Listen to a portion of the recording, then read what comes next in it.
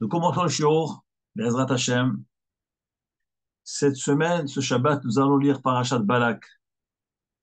Aujourd'hui, nous sommes le jeudi 12 Tammuz 5784, 18 juillet 2024. Le sujet que nous allons traiter, hélas, c'est un sujet qui revient toujours. La haine du juif. Vieille tradition, malheureusement, dans le monde, on n'arrive pas à s'en défaire de cette sin'a, de cette haine que le monde a du peuple juif. Et vous savez que cela démarre déjà dans la paracha. C'est ce que la paracha va nous raconter. La paracha, c'est paracha de Balak. La Torah dit, Vayar Balak ben Tzipor. Balak ben Tzipor a vu. Et kol asher asra Israël la Émori. Tout ce que Israël a fait au peuple de Émori. Et alors, Vayagor Moab ipnei ha'am, mais Od. Donc Moab a tremblé de peur du peuple juif, qui ravoue car il était grand, fort. Vayakotz Moab ipnei ben Israël. Et Moab, ce peuple de Moab, était dégoûté, désespéré à cause de Ben Israël. Alors, qu'est-ce qu'il a fait, ce Balak Ben Sipor? Il a été chercher un fameux Bilam, Ben Beor, qui était un prophète des nations, un prophète Goy. Il a dit, tu sais, tu vois, les Juifs, ces Juifs-là, ils sortent de Mitzrayim, ils vont conquérir le monde. Et venons les maudire. On va essayer de les maudire et les freiner et les réduire en poussière. Voilà ce que Balak a voulu. Donc il s'est tourné vers Bilam. Rachid dit, Vayar Balak ben Tzipor. Balak ben Tzipor a vu tout ce que Israël a fait au Émori. Dit Rachid que Balak il s'est dit, Elou shenem lachim. Qui c'était Émori? Sihon melech ha-Émori. Og melech ha-Bashan. Donc Sihon et Og qui étaient les rois les plus forts de la région, qui eux étaient les protecteurs de cette région-là, de tous ces pays-là, ont été massacrés par le peuple juif, par Israël. Alors, Balak qui dit à Bilam, Lo amdou bifnem, si déjà ces grandes puissances-là, de Émori et Bashan, n'ont pas tenu devant les Juifs, alors à nous, alahat kama vechama, nous, Midian et Moab, comment allons-nous combattre Israël? On ne pourra jamais les combattre. Donc leur projet c'était quoi? C'était de trouver une solution. Malheureusement, la solution finale de la question juive. Vous voyez cette notion-là que nous avons vécue à la Deuxième Guerre mondiale, eh ben, ça existait déjà dans la Torah. Déjà, ça a démarré avec Balak Metzipor. Mais en réalité, même Balak, c'est avant Balak, ça existait. Déjà depuis la vanne, on verra avec le temps qui avance, on expliquera un petit peu que cette sin'a, cette haine, a toujours existé. Le Midrash Agada dit, Lama ratza Balak lashritam. Mais pourquoi Balak a voulu détruire le peuple juif? C'est vrai, ce que nous venons d'expliquer maintenant, c'est que Balak tremblait de peur de la puissance du peuple juif. Mais le Midrash Agada nous dit, il est marqué dans un verset de Tehilim, chapitre 37, verset 32. Sofé Racha la Tzadik. Le méchant, le mécréant, le mauvais, il est Sofé la Tzadik. Il guette le Tzadik. Il le guette, il le surveille. On va kesh la amito et cherche à l'assassiner, cherche à le tuer. Nous dit le Midrash Agada, que veut dire ce misement que David Amelech a composé Beruach HaKodesh? Qui c'est le tzaddik et qui c'est le rachat? Alors dit le Midrash, Mio Racha, qui c'est le rachat? Comme dit le Pasuk, Sofé Racha la tzaddik. Le rachat qui guette le tzaddik. Qui c'est le rachat? Dit le Midrash Agada, c'est Balak. C'est Balak. Shaya ro'et Israël, Yoshvim benachat. Il voyait le peuple juif dans le désert, qui était installé benachat, dans la tranquillité, dans la sérénité. Ve'anane kavod makifim otam, entouré de nuées, de kavod, d'honneur, de providence divine. Et alors, il était jaloux. Il a dit comment? Il a été libéré de Mitzrayim, il est détendu, il est dans le désert, il est bien entouré, bien réconforté par ses ananim. Les Amman Yored Alehem, et la manne qui tombe tous les jours, ils n'ont même pas besoin de faire d'efforts, ils reçoivent de la manne tous les jours du ciel. Va c'est la volée. Donc la main tombée du ciel, cette fameuse nourriture qu'Akadosh Baruch a donnée au peuple juif pendant les 40 ans du désert, va se la et la caille, c'est les oiseaux, les Israël avaient besoin de viande. Donc les oiseaux, la caille qui montait, et donc les Israël se servaient de ces oiseaux-là, va be'erme alechet, et le puits de Myriam, qui était donc un grand rocher qui roulait dans le désert tout au long des 40 ans, avant le décès de Myriam. Donc les nations étaient fous de rage. Mais comment ce peuple, il a tout ce qu'il faut? Et dans le désert, le confort, l'eau, la viande, la manne, aucun effort à faire. Ve'amoud ha'esh lifnehem, dirigé par des piliers de feu pour les éclairer. Pensez-vous, dans un désert aride, il n'y a que du sable, il n'y a rien d'autre. Et voilà que ce peuple a tout obtenu dans le désert. Réconforte. Et le Midrash nous dit que l'Anané Kavod, ça, il y avait 7 ananim, 7 piliers de nuée. Il y a à droite, à gauche, en haut, en bas, devant, derrière, ça fait 6, plus un hamoud qui les dirigeait. Et chaque nuée avait une caractéristique particulière. La nuée qui était en dessous, ils étaient comme dans une boîte. Ils étaient dans une boîte. Et le Kafahaim, dans Chotsuka, il rapporte au nom du Midrash, ce qui est marqué, qui va Sukkot au Shafti Edvin Israël. J'ai installé les Israël dans les Sukkot. La Gemara de Masechet Sukkah, elle rapporte une marloquette, Tanaïm. Qu'est-ce que c'est ces Sukkot-là? Pourquoi nous faisons la Sukkah? Est-ce que c'est en souvenir des cabanes que Hachem nous a données, les cabanes que les Israël ont construites, ou bien c'est les Hanani Kavod? Et la Gemara a dit que les Israël étaient Basukot au Shafti. Pourquoi nous faisons Sukkot? Parce qu'Hachem nous a installés dans des ananim. Et les nuées servaient à quoi? Il dit le Midrash, ils étaient comme dans un train, comme dans une charrette. Ils ne marchaient même pas, les Israël ne se déplaçaient pas. On a l'impression qu'ils devaient marcher, user leurs chaussures, user leurs habits. Pas du tout. Le Midrash nous dit qu'ils étaient transportés par les ananim. Comme il est dit, Basukot, Hoshavti, et Israël. J'ai installé les Israël dans des soukot, c'est-à-dire dans les ananim. Que veut dire installer? Comment s'installerait sur une chaise? Ils étaient assis sur des chaises, sans effort, et le hanan les transportait, hommes, femmes et enfants. C'est quelque chose d'extraordinaire. Voilà ce que c'est la fête de Sukkot. Voilà ce que c'est le souvenir des Hanan et Kavod. Ça, c'est les bienfaits des Hanan et Kavod. Non seulement ils étaient transportés, ils n'avaient pas besoin de marcher, de s'efforcer, de s'efforcer. D'ailleurs, le Midrash dit, Simla techa, lo balta me'alecha, na'alcha, ni ta chaussure s'est usée, ni ton habit s'est usé. Comment? Quoi? Dans le désert, ça ne s'use pas. Vous passez une journée dans le désert, vous n'avez plus de chaussures, vous n'avez plus de semelle de chaussures. Eh bien, c'est très simple. Tout était miraculeux. Ils étaient transportés. Rien ne s'usait. Les habits grandissaient avec eux. Tout cela, c'était les effets extraordinaires des Anané Kavod. D'autres Ananim avaient comme rôle de climatiser l'ambiance de l'intérieur du camp. Dans ces 600 000 âmes, en réalité, c'était plus que 600 000. 600 000, c'était de 20 à 60 ans. Mais il y avait moins que 20 ans, plus que 60 ans. Il y avait les femmes qui comptaient pas, et les enfants, et les nourrissons. Donc, d'après certains, il y avait 3 millions de juifs. D'après d'autres midrashim, c'était 6 millions de juifs. C'est un chiffre qui nous rappelle quelque chose. Et ces 6 millions de juifs étaient dans une boîte. Cette boîte était formée par les Hanané Kavod.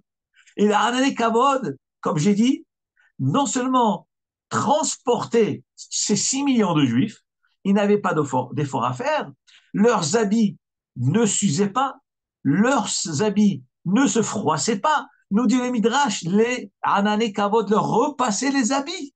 Les habits étaient repassés, les habits étaient lavés, les chaussures n'étaient pas usées. Et ce qui est extraordinaire, c'est qu'un des Hananim climatisait l'intérieur de cette fameuse cabane qui est sous côte, dans laquelle se trouvaient 6 millions de juifs. Et comment climatisé? On est dans le désert, chaud, les chaleurs terribles dans le désert. Comment pensez-vous que ce peuple allait tenir dans le désert? Même si on est un jeune homme bien portant, fort, vous le mettez dans le désert, au bout d'une heure, il est déshydraté, ben, il s'effondre, il tombe, il s'évanouit. Mais là, il y avait des femmes, des enfants, des nourrissons, des bébés, des vieux, et tous marchaient tranquillement dans le désert. Ça, c'était Bisrout Anani Kavod. C'est même Ananim, il y a un Anan qui lui servait pour ratifier la terre, planifier la terre. Parce que, pensez-vous que dans le désert, la route était goudronnée? Il n'y avait pas de goudron. Il y avait des dunes, des monticules. Donc, comment pensez-vous que ces bébés et ces femmes, jeunes ou âgés, allaient grimper? Mais c'est pas possible. Et chargés de tout ce qu'ils avaient sorti de Mitzrayim.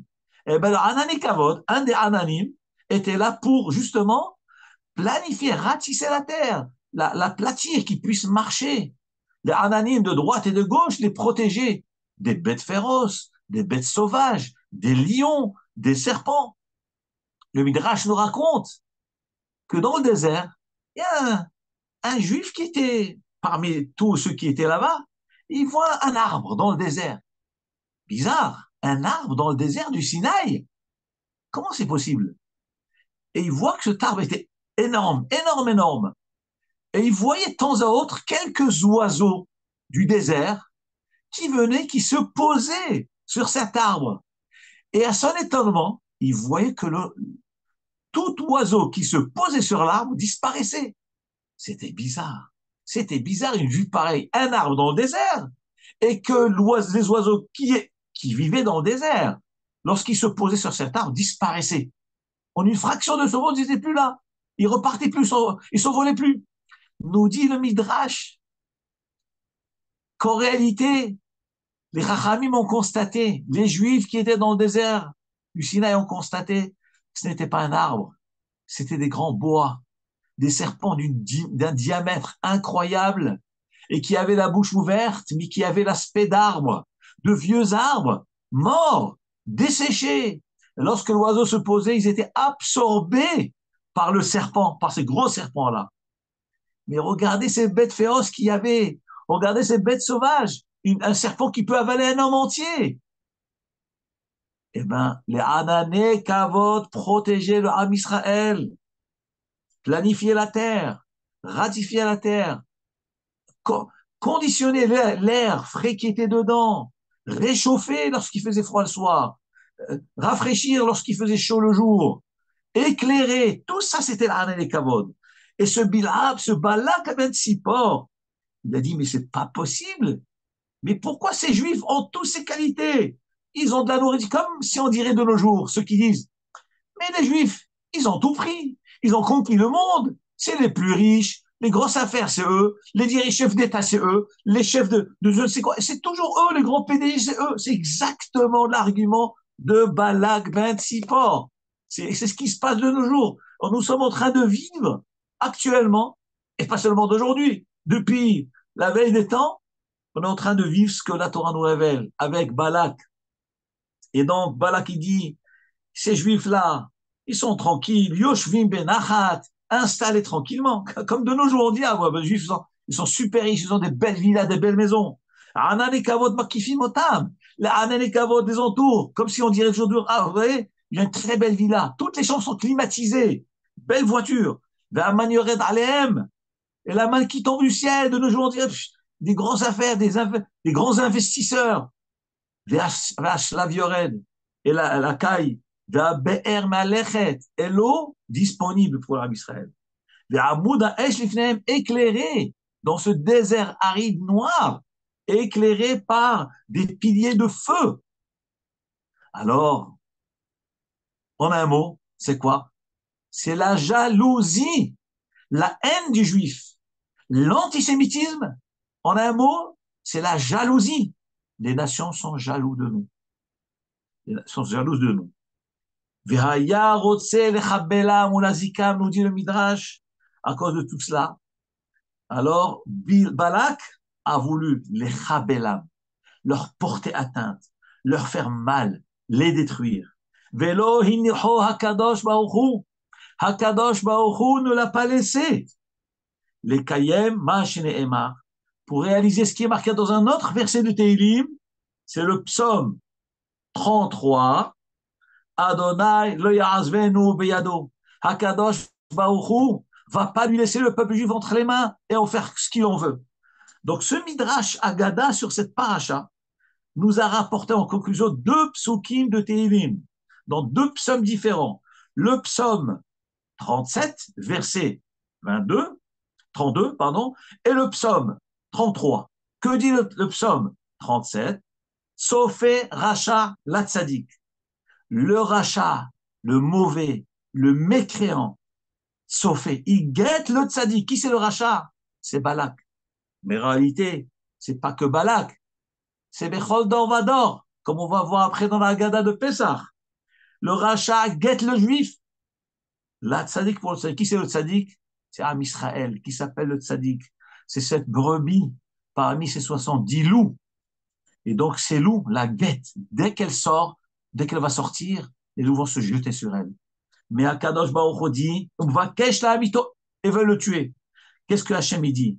Adonai lo ya'azvenu biyado. Akadosh Baruch Hu ne l'abandonnera pas dans leurs mains. Akadosh Baruch Hu va pas céder le peuple juif, c'est ses enfants. Nous sommes ses enfants, nous sommes son troupeau. Vetson yado. Donc Hachem va pas nous laisser entre les mains. Le Midrash, les Kartov dit, vous savez pourquoi Balak portait ce nom de Balak? D'où vient le mot Balak? Alors le mot Balak, c'est un mot composé par Ba et Lak. La louk, c'est un verbe. Que veut dire la loc? La loc veut dire lécher. Et Ba, il est venu. Ba, Lak, il est venu lécher. Mais lécher quoi? Nous dit le Midrash, lécher le sang du juif. Lécher le sang du juif. Balak ben Tzipor, nous dit le Midrash, les Kartov. Pourquoi il portait ce nom? Balak, c'est Ba, la louk, il est venu lécher le sang du juif, sucer le sang du juif. Voilà ce que c'est la haine de celui qui ne supporte pas un juif. Mais tout vient de la jalousie. Notre Midrash qui dit que pourquoi Moab, pourquoi Balak donc, a eu peur du Ham Israël. Donc nous avons dit parce que les Israël ont été aidés par Hachem et ont détruit Sihon Melech HaEmori, Og le roi de Bashan. Et le pasuk dit Vayagor Moab mipene ha'am. Et Moab a eu très peur du peuple juif, mais beaucoup. Très, très, très peur d'Israël. Pourquoi? Iravu. Car il est Rav. Que veut dire? Rav veut dire grand. Veut dire grand. Rav, grand. Regardez ce que nous dit le Midrash Tanchuma Yashan dans le chapitre 3. Pardon, le Midrash Agadol dans Bil Ezer Agadol. Nous dit le Midrash qui Ravu. Que veut dire parce que ce peuple est grand? Mais dans quel sens il est grand? Dit le Midrash Agadol. Ra'a shemalach sharet makifim lahem l'Israël mikol tzad. Balak a vu que ce peuple était entouré de millions d'anges du ciel. Il était entouré de millions d'anges du ciel de tous les côtés. Et c'est ça qui ravoue. Pourquoi Balak a eu peur à tel point qu'il a été chercher Bilam pour maudire le peuple juif? Car il a vu qu'il ravoue. Car le peuple d'Israël est un peuple rave, grand. Que veut dire grand? Alors le mot rave veut dire grand, mais ça peut vouloir dire aussi nombreux. Mais nombreux, c'est combien? Ils étaient 600 000. Il y avait des femmes et des enfants qui comptaient pas dans le compte, et des bébés, et des vieillards. Donc il n'y a que 600 000 combattants. Même si c'est 600 000, c'est pas des vrais combattants, c'est des juifs qui, des Hachem, qui étudient la Torah, et la Torah nous dit, les gens qui étaient faibles. Celui qui étudie la Torah, il est fragile, il est faible.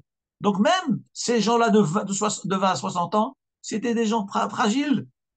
Que veut dire qui Ravou? Donc quand il a eu peur, nous dit le Midrash Hagadol, Ravou, c'est les Malachim. Am Israël était entouré de millions de Malachim. C'est ça le mot qui Ravou. Et il a tremblé de ça.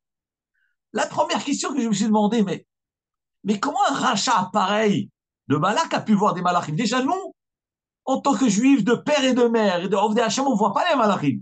Et ce Balak, il a vu les Malachim. Et comment c'est possible? Rachat, Tamé qui voit les Malachim. Eh bien, pour la circonstance, Hakadosh Baruch Hu a permis à Balak de pouvoir voir les malachim, pouvoir trembler de peur d'eux. Donc il arrive des fois qu'Akadosh Baruch Hu fait une dérogation pour faire trembler les nations. Il leur fait voir des malachim. Et nous, pourtant, on est là, on ne voit pas de malachim autour de nous. Parce qu'Akadosh Baruch Hu ne fait pas de miracle à, à l'appel. Qu'en cas de besoin, eh bien, Akadosh Baruch Hu, pour la circonstance, il a montré à Balak, attention, tu n'as pas affaire à un peuple ordinaire. Non, c'est un peuple qui est Bani Matem l'Adonai Elohechem, les enfants de Hachem. Comme ça, Hachem a dit à Paro, laisse mes enfants partir. Am Israël, c'est le peuple, c'est les enfants de Hachem. Donc Balak a vu les malachim. Mais d'où savons-nous que le mot Rav, qui Rav, ça veut dire des malachim.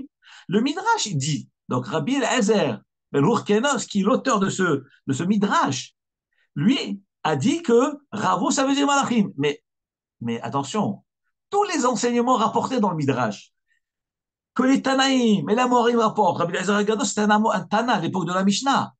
Tout son enseignement qu'il amène, il doit amener des preuves pour ce qu'il dit. C'est pas qu'on n'y croit pas, Chazvé Shalom. Mais c'est ça le Bet HaMidrash. C'est ça le Limud Torah. Lorsqu'un Rav me donne une halakha, il me donne un enseignement, je suis en droit de lui demander, mais d'où tu as tiré cela? Ce n'est pas marqué explicitement. Où c'est marqué? Ni par allusion. Où c'est marqué que le mot Rav veut dire des malachim? Et que Balak a vu des malachim, des milliers de malachim, ou des millions de malachim. Nous dit le Midrash Agadol, nous avons un pasouk explicite dans la prophétie de Yoël. Joël. Il y a un prophète qui s'appelle Yoël. Joël, bête, chapitre, pasouk Yud Gimel. Qu'est-ce qui est marqué dans le pasouk? Qui rave meod mahaneu, car nombreux est son camp. Et là-bas, dans Yoël, la prophétie, elle montre qu'ici, on parle d'un camp de malachim. Et le Navi, Yoël, emploie le terme rave, qui rave meod mahaneu, car le camp des anges est un camp qui est très grand, immense. Donc Rabbi Eliezer Agadol, dans le Midrash, il écrit que puisque là-bas il y a marqué le mot rave, mahaneu, qui veut dire les malachim, donc là aussi, chez nous marqué le mot rave, qui ravou, donc on parle de malachim, et on parle de qui? Vayagor Moab, il a tremblé de peur, Moab, et Bilam, et Balak, ont tremblé qui ravou, donc il a vu les malachim. Regardez l'Akdusha du Ham Israël, non seulement d'un point de vue matériel, le confort, Anan et Kavod, l'Aman, l'Akai, l'eau de Myriam, le puits de Myriam, la protection des bêtes sauvages, tout est là. Mais même au niveau protection des malachim qui assurent le cortège, qui assurent la sécurité, la protection du peuple juif. Alors que nous ne sommes pas seuls, nous sommes mamash des bnei mlachim, am Israël bnei mlachim même. Voilà pourquoi les nations ne nous aiment pas. Et quand un goy est honnête et est sincère, eh bien, il vient vous le dire. Et sachez combien de fois j'ai eu l'occasion, combien de fois j'ai eu l'occasion que des goïms sont venus me parler. Il y a peut-être quelques années, j'étais en vacances, en montagne. Un homme est venu vers moi et m'a dit, vous êtes israélite? J'ai dit oui. Il me dit, sachez, je suis impressionné de vous voir. Vous êtes, malgré la persécution à laquelle vous êtes soumis, malgré les ennemis que vous avez autour de vous, et vous le savez, vous gardez votre uniforme, votre chapeau, votre barbe, et vous savez qu'à tout moment, on peut vous attaquer, vous agresser. Et malgré tout, vous restez fidèle. Vous restez fidèle à votre Torah, à votre tradition. C'est un chrétien, celui qui va parler. Il me dit, sachez que la vérité est chez vous. Et je suis jaloux de vous. Vous êtes solidaires entre vous. Vous vous aimez entre vous. Dieu est avec vous. Vous savez, quand il m'a dit, j'avais envie de pleurer. J'avais envie de pleurer. Comment un goy est capable de dire ces mots, de les dire à moi? Je n'ai même pas cherché le bon ami. Il était loin. Il a traversé la route. Il est venu me voir pour me dire ça. Et ça, j'ai eu ça plusieurs fois. Plusieurs fois, j'ai eu ça. J'ai eu ça en montagne. J'ai eu ça sur Aix-les-Bains. J'ai eu ça à Paris. Ah, ça m'a donné des frissons, des frissons. Hachem est avec nous. Hachem nous aime. Nous sommes ses enfants. La Bible l'atteste. Toutes les religions le disent. Le Coran le dit. Le Nouveau Testament le dit. En fin de compte, nous devons rester fidèles à Hachem et savoir qu'il y a des ennemis. Nous avons des ennemis. Il y a de la haine. Cette haine, elle découle de la jalousie, de la kin'a. Mais les goyim qui sont honnêtes, ils viendront nous le dire que vous êtes le peuple élu de Hachem, le peuple élu de Dieu. Donc nous devons nous renforcer et être fiers de cela. Et pas renoncer à ce patrimoine extraordinaire que Hachem nous a accordé. Ce n'est pas parce qu'on veut être au-dessus de tous, on ne cherche pas à être au-dessus de qui que ce soit. Pas du tout. Hakadosh Baruch Hu nous a choisis. Pourquoi il nous a choisis? Parce que nous avons accepté la Torah. Si les peuples avaient accepté la Torah, Hachem aussi l'aurait choisi. Mais ils ont refusé la Torah. Nous avons accepté la Torah. Nous nous sommes soumis à la Torah. Eh bien, Hachem nous a choisis. Donc, qui donne devoir, donne droit. On a eu des devoirs, on s'est soumis à ces devoirs, à ces contraintes. Eh bien, ça nous a donné des droits. Sans le vouloir, on n'a pas cherché à être au-dessus de tout le monde. Donc, on n'a pas de l'orgueil, on ne cherche pas à écraser qui que ce soit. Et au contraire, on essaye de rapprocher le maximum de gens. Et même les nations de la terre, juifs en premier, et les non-juifs ensuite. Am Israël ouvre ses bras, accueille tout le monde. Le pasuk dit, Ki beti bet tefila ikare lechol ha'amim. Le Navi dit, car mon foyer qui est Jérusalem, le temple de Jérusalem, bet tefila, c'est un lieu de prière. Ikare est appelé lechol ha'amim pour toutes les nations. La Torah elle-même déclare que Jérusalem est ouverte à toutes les nations qui veulent servir Hachem. On ne cherche pas à faire la guerre à qui que ce soit. On cherche à ce que les humains se soumettent à un Dieu unique, qui est Akadosh Baruch Hu. Le Beth Amikdash est ouvert, le Jérusalem est ouvert, le mur de lamentation c'est tout. Tous ceux qui veulent prier, qui viennent implorer Dieu. Et Hachem répondra à chacun, juif et non juif. Mais il faut le vouloir. Et il faut une condition, respecter le peuple juif. La première des conditions, c'est le respect du peuple juif. Celui qui porte atteinte aux enfants d'Hachem, et Chazvishal risque d'être puni sévèrement. Ça, c'est ce que nous dit la Torah à la paracha de cette semaine. À Bota, je voudrais vous lire un petit peu ce que la Gemara nous dit. La Gemara, dans le traité de Brachot, page d'Avzaïn Amoud Aleph, la Gemara dit, Amar Rabbi Yochanan Mishum Rabbi Yossi. Rabbi Yochanan dit au nom de Rabbi Yossi. Minayin shen meratzin lo le adam b'shat kahso. D'où savons-nous qu'il ne faut pas essayer de calmer quelqu'un lorsqu'il est en colère, lorsqu'il est en flamme. Il ne faut pas essayer de le calmer. C'est pas à ce moment-là qu'on lui parle. Non, non, non, il faut laisser doucement qu'il se calme. Après, il faut lui parler. D'où savons-nous ce principe-là, qu'il ne faut pas calmer quelqu'un qui est en pleine colère.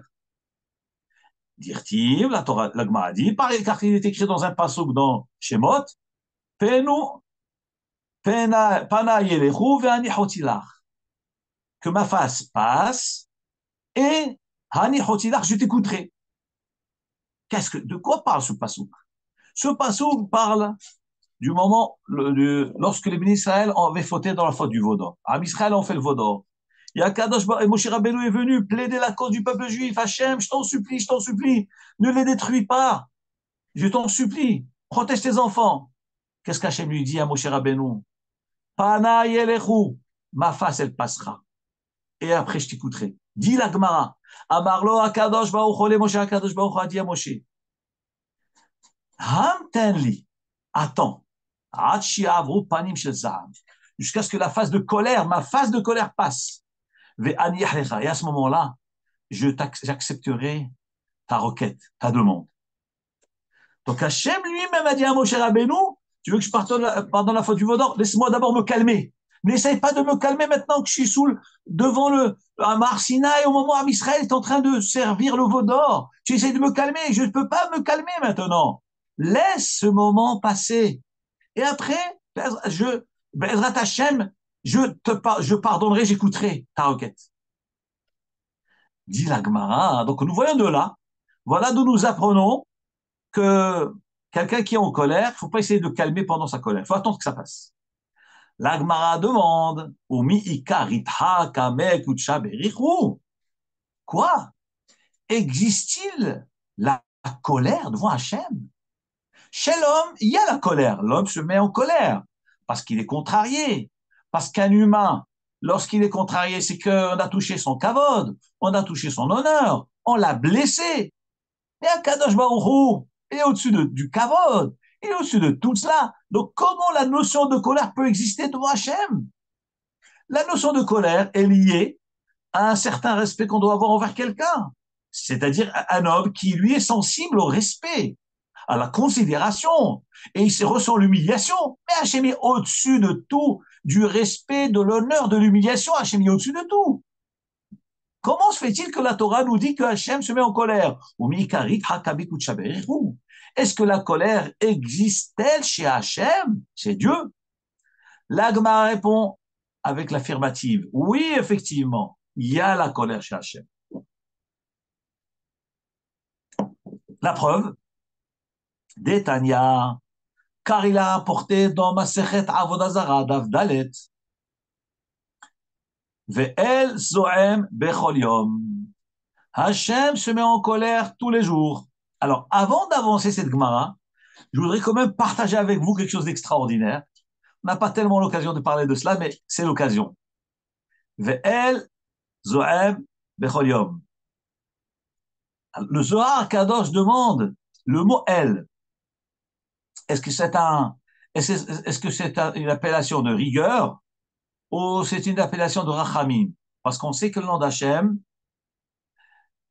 d'Hachem, Adonai, c'est Rachamim, c'est la mesure de miséricorde. Et Elohim, c'est la rigueur. Mais le mot El, c'est pas Elohim. Alors, est-ce que c'est rigueur ou c'est miséricorde?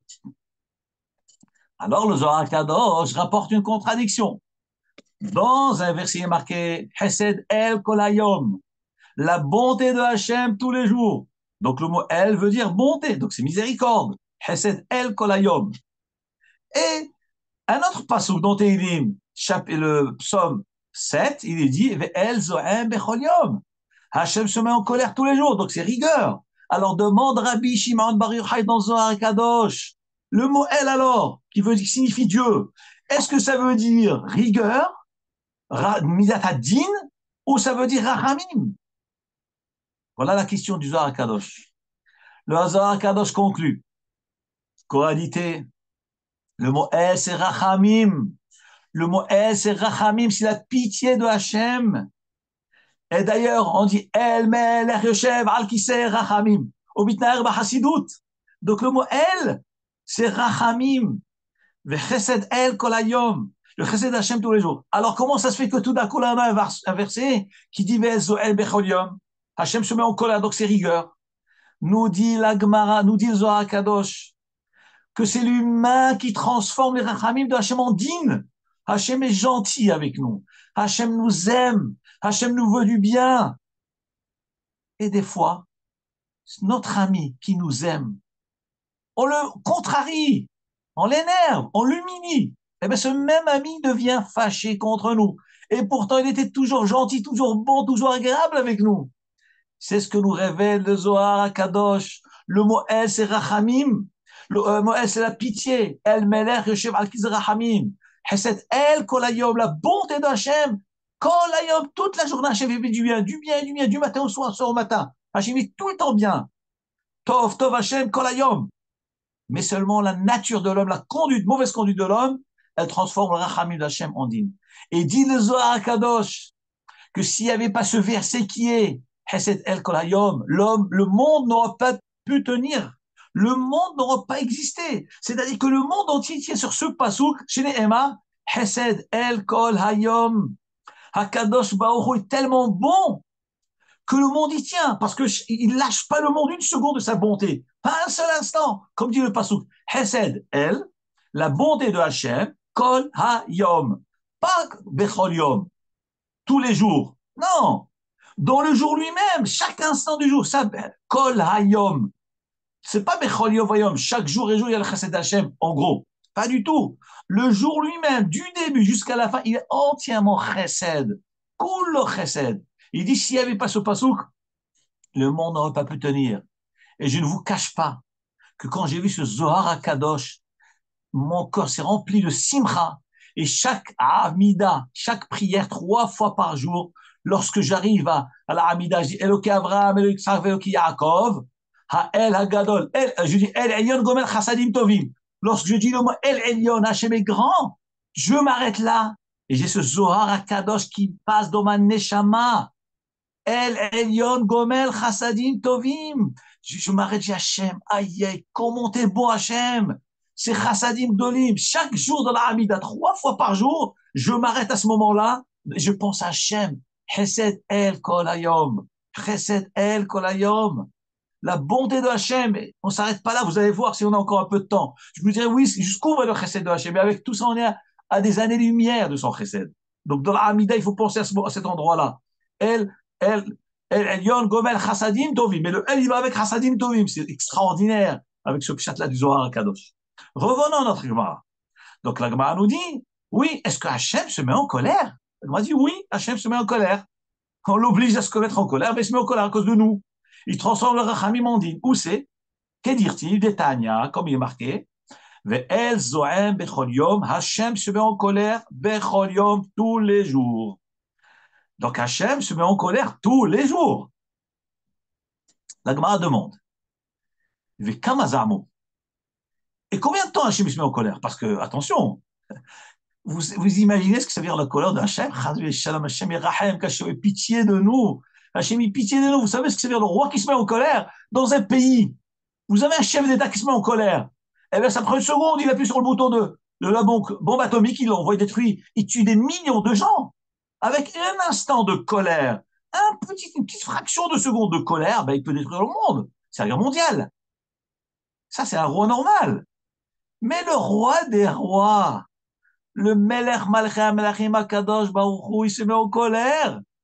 Une fraction de seconde, mais il n'y a plus de monde, il n'y a plus rien qui existe. Rien ne tient à sa colère, dit l'Agmara.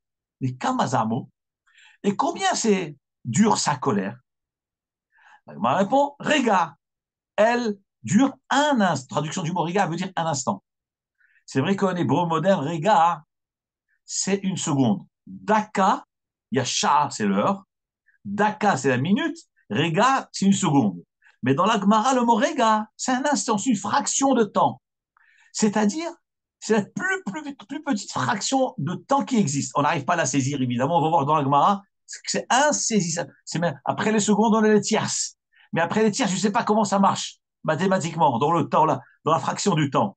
En tout cas, la Gemara, elle appelle ça Rega. C'est quoi le temps de sa colère? Eh bien, ça dure un Rega. Donc, ce n'est pas la seconde de la montre chez nous, c'est un instant. La Gemara dit, mais comme un Rega, c'est combien Rega, un instant, c'est quoi? Alors, regardez, je vous dis un chiffre, vous allez vous perdre dans les calculs, mais j'ai déjà fait les calculs pour vous. Ça m'a pris des heures pour le faire, du travail, et je vais vous dire le chiffre. Je vous lis déjà le texte de la Gemara. Combien est ce Rega où Hachem se met en colère? Donc, on a dit une fois par jour et Rega un instant. C'est quoi cet instant-là? Après, on va dire quel moment, à quel instant est cet instant-là. Alors, dit la Gemara, combien de temps c'est Rega? Echad, Mechameshet, Ribo, c'est 1/5 de Chameshet Ribo, de Ribo c'est 10 000, de 50 000, c'est-à-dire 1/50 au Shmonat Alafim ou Shmone Meot, et 800, Shmonat Alafim, 8 800. J'arrive pas à répéter tout le chiffre, c'est insaisissable. Et donc c'est une fraction, au lieu de dire 1/10, 1/1000, 1/100000, vous faites tout le calcul, voilà ce que ça donne en mathématiques. J'ai calculé avec une machine, ça m'a donné 1/58 888 unités. C'est-à-dire que si, par exemple, l'heure, on peut la diviser en 58 888, eh ben c'est 1 sur ce chiffre-là. C'est à peu près 1 sur 68 000 à peu près.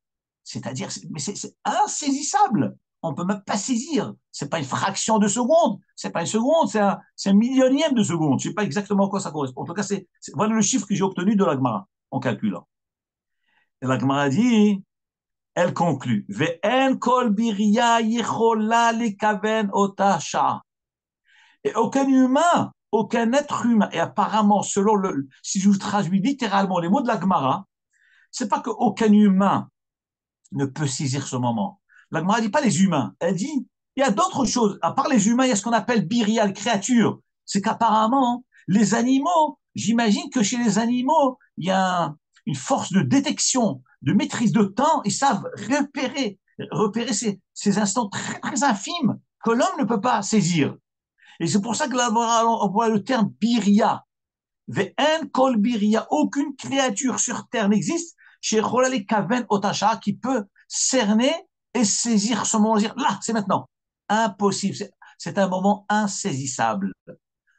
Chutz, à part une personne, mi Bil'am Arasha. Le seul humain sur terre qui est capable, et être vivant sur terre, qui est capable de saisir précisément ce moment-là, de 1 58 888e, eh ben, il s'appelle Bil'am Harasha. Et vous savez quoi? Dans la Gemara, plus tard, on voit quelque chose de très fort. Il s'appelle Viodeya Da'at Elyon. Viodeya Da'at Elyon, la Gemara va dire que lui, il connaît Da'at, la connaissance de Hachem. Et apparemment, humblement, d'après ce que je comprends, même Moshe Rabbeinu ne savait pas le moment. Vous imaginez? Moshe Rabbeinu qui connaît que la Torah Kula. Toute la Torah entière, Moshe Rabbeinu connaît tous les sodotes de la Torah. Moshe Rabbeinu ne saisissait pas ce moment-là. Et le seul humain sur terre capable de saisir, c'est qui? C'est Bil'am HaRasha. Et la Gemara nous dit, mais pourquoi on a donné à ce Racha, ce pouvoir? Mais comment Hachem il donne, il décide de donner? La Gemara dans Maseret Avodah Zarah Daf Bet, Amoud Bet, elle dit, c'est parce qu'Akadosh Baruch Hu savait qu'à la fin des temps, les nations allaient venir et dire à Hachem va réunir les nations et va réunir les bénis Israël. Il va leur dire, venez, celui qui a fait les mitzvot, il va recevoir sa récompense. Hachem va récompenser le peuple juif. Et les goyim vont dire, et nous? Et nous, pourquoi tu nous donnes rien? C'est ce qu'on appelle le dernier jugement. Le dernier jugement, Hachem va juger, pas va juger chaque homme. Il va juger l'humanité entière. Ils vont tous être réunis et Hachem va leur dire, je vais récompenser le peuple juif parce qu'ils ont gardé les mitzvot et la Torah. Les nations vont dire, mais pourquoi tu nous donnes pas un nom? Alors Hachem va leur dire, parce que vous n'avez pas gardé la Torah. Alors ils vont dire, mais Hachem va leur dire, mais je vous ai donné la Torah, vous l'avez refusé. Et alors les nations, ils vont dire, si tu nous avais donné un prophète aussi grand que Moshe Rabbeinu, ben on aurait gardé la Torah nous aussi. Comme ça dit la Gemara dans Masechet Avodah Zarah, Davet Amoud Bet. Donc Hachem, il savait d'avance, il sait d'avance que les nations vont vouloir se défendre. Quand Mashiach va venir, ils vont vouloir réclamer une récompense de Hachem. Pourquoi tu favorises le peuple juif? Pourquoi tu leur donnes à eux et pas à nous? Hachem va leur dire, vous n'avez pas gardé. Pourquoi vous n'avez pas gardé? Parce qu'on n'avait pas voulu accepter la Torah. Alors ils vont dire, mais si tu nous avais donné un dirigeant comme Moshe Rabbeinu, on l'aurait fait. Hachem, qu'est-ce qu'il va leur dire? Je vous ai donné un prophète et plus grand que Moshe Rabbeinu. Plus grand. Bil'am qui connaissait Da'at Elyon. D'ailleurs, il est marqué dans le passage de cette paracha, Dirtiv, Viyodeya, Da'at Elyon. Il connaît la connaissance de Hachem. Donc, et à ce moment-là, les goyim vont pas pouvoir parler. Et malgré tout, Hachem va leur dire, OK, donc vous montrez que vous voulez quand même vous rapprocher de moi. Je vais vous donner une mitzvah. Il va leur donner la mitzvah de Souka, nous dit l'Agmara dans Masechet Avodah Zarah. Allez, faites la mitzvah de Souka. Et la pluie va tomber fort. Les goyim, qu'est-ce qu'ils vont faire? Ils vont sortir de la Souka, ils vont donner un coup de pied à la Souka. Et Hachem va leur dire, mais regardez, quoi? Je vous ai donné une seule mitzvah. À Israël, je leur ai donné 613 mitzvot. Plus les mitzvot des Rabbanan, plus les takanot, plus les minhagim, plus les humrot. Et il garde tout. Vous, je vous ai donné une seule mitzvah. Non seulement vous ne l'avez pas gardée, mais vous sortez, vous donnez un coup de pied à la souka. Le mépris de la souka. Terrible. Vous comprenez bien que vous ne méritez pas de sachar. Voilà ce que la Gemara nous dit dans Masechet Avodah Zarah, Daf Bet, Amud Bet. Et c'est pour ça que là, nous voyons que Bil'am HaRasha, lui, a donc reçu ce koach d'être au-dessus de Moshe Rabbeinu. Pour que plus tard on ne dise pas, Hachem n'a pas donné de prophète aux nations. Et qu'il n'y avait pas de qui prendre exemple. Hachem leur a oui donné. Une petite parenthèse. D'ailleurs, les Chachamim nous disent, comment ça se fait? La Gemara a dit, celui qui dit, dans le Daf Hayomi, il y a quelques semaines, on a vu cette halakha là, dans Daf Tet, Amoud Aleph, Amoud Bet, dans la Sougia qui parle de la tzedaka, l'importance de la bienfaisance. La Gemara a dit, là-bas, elle prouve, elle dit que celui qui donne, un gars qui donne tzedaka, alors Hachem, il n'accepte pas. C'est pas s'il donne avec une intention de profiter, Hachem n'accepte pas. La Gemara a dit, mais pourtant, nous voyons bien la Gemara a dit, celui qui dit Haren, il note un tzedaka, je donne tzedaka al menat shihyeh beni afin que mon fils puisse vivre. Harezet tzadik gamour. C'est un tzadik gamour. Donc la Gemara dit voilà, tu vois bien, même si dans la tzedaka avec un intérêt, il recherche un intérêt derrière, la Torah appelle ça tzadik gamour. Alors comment ça se fait que dans le goy, la Gemara elle dit que le goy qui donne tzedaka avec un intérêt, eh bien c'est pas tzadik, c'est ça. Hachem ne considère pas ça comme tzedaka. La Gemara répond c'est différent. La tzedaka du juif que la tzedaka du goy.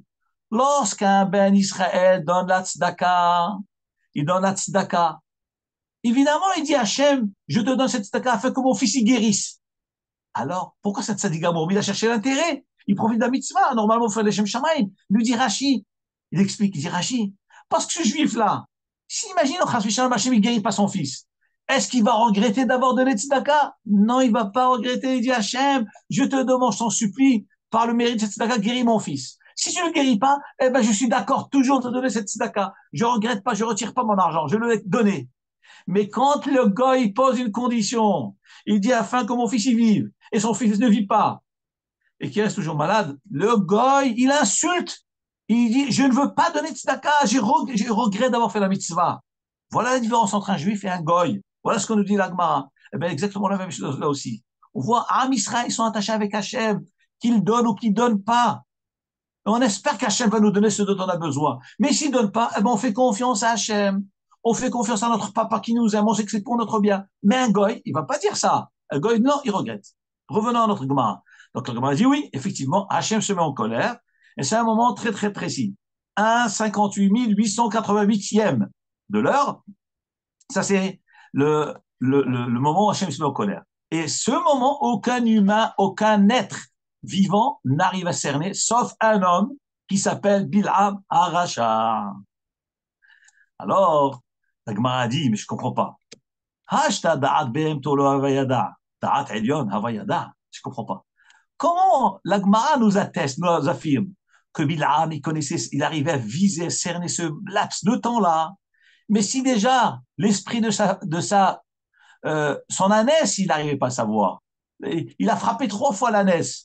Et quoi, il ne savait pas qu'il y avait un malhar qui était là, qui lui bloquait le chemin. Si déjà l'esprit de son ânesse, il ne savait pas, comment voulez-vous qu'il sache, qu'il connaisse, qu'il sache maîtriser ce moment-là? Comment c'est possible, demande l'Agma. Dit l'Agma, elle, mais la mèche, il savait, malgré tout, bien qu'il ne connaissait pas le da'at de son ânesse, mais Akadosh Baruch Hu lui a donné le koach de connaître ce moment de colère. Mais pourquoi Hachem a fait ça? Pourquoi Hachem? Mais ça nous met en danger. Ça nous met en danger. En réalité, le danger auquel nous sommes exposés, c'est pour justement dire à Hachem, merci Hachem, mais regarde à quel danger nous sommes confrontés. Donc c'est imminent. Et tu nous as sauvés de ce danger imminent. Voilà ce que ça veut dire. Il peut être bête, Bil'am, qu'il ne connaisse pas le da'at de son ânesse. Hachem lui a donné cette force. Mais pourquoi faire? C'est pour que nous, juifs, on puisse apprécier les chassadim de Hachem. Tu as fait un rachat merusha, rachat gamour, un criminel. Pour une fraction de seconde, peut détruire tout l'âme Israël, chas shalom, puisqu'il cerne ce moment-là, plus fort que Moshe Rabbeinu. Et toi, Hachem, tu ne l'as pas laissé faire. D'ailleurs, regardez ce que dit le Passouk. Comme le prophète Micha, chapitre 6, dit au peuple juif, Ami, mon peuple, Zechorna, souviens-toi, Bayaatz Balak Melech Moab. Qu'est-ce que Balak, roi de Moab, a voulu faire? Est-ce que Bil'am a voulu faire avec lui? Maudire le peuple. Souviens-toi de tout cela. Mais pourquoi Hachem il fait ça? Dit le prophète, les Ma'an Da'at Sitkot Adonai. Pourquoi j'ai fait ça? L'extrême. Donner pouvoir à un rachat, un pouvoir au-dessus de tous, un pouvoir terrible, total. Pourquoi Hachem il fait ça? Dit le Navi Micha, les Ma'an Da'at Sitkot Adonai, afin que tu saches à quel point Hachem est bon avec toi. À quel point, si le danger était petit, tu n'aurais pas apprécié, tu aurais dit, oh non, Hachem a fait un petit chesed. Là, c'est un chesed extrême, c'est ta vie, c'est la vie de tout le peuple juif, tout l'Arab Israël. Les ma'an da'at sitkot Hachem, tu saches à quel point Hachem est bon avec toi, tu réalises pas les chassadim qu'il te fait. D'ailleurs, comme dit la Gemara, Amar Rabbi Elazar dit, Amalaim Akadosh Baruch Hu Israël, Akadosh Baruch Hu dit Israël, Deo Kama Tzedakot Asiti Imachem. Sachez combien de chassadim j'ai fait avec vous, Shelo le Balak, que j'ai fait avec vous, Shelo Ka'asti Bime Bil'am. Alors évidemment, comment on freine cette colère? Comment on freine ce danger? Eh bien, dit la Torah, Hakadosh Baruch Hu a retiré sa colère. On donne un pouvoir surnaturel à un rachat, à ce Bil'am rachat. Il peut tout détruire en une fraction de seconde. Comment on fait pour le neutraliser? Nous, on peut rien faire. Mais le maître du monde, lui, il peut. Qu'est-ce qu'Hachem a fait? Eh ben, il a retiré sa colère. Une fois qu'on retire la colère, ben, c'est fini, c'est neutralisé. C'est comme une voiture. Vous avez une clé de contact, vous enlevez la clé, ou vous débranchez la batterie, ben, il n'y a plus rien qui marche. Et pourtant, vous avez une voiture hyper puissante, une fusée.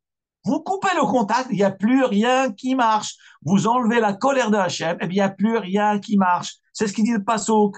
Il dit, souvenez-vous, mes chers enfants, ce que j'ai fait. Et Imachem, le chesed que je vous ai fait.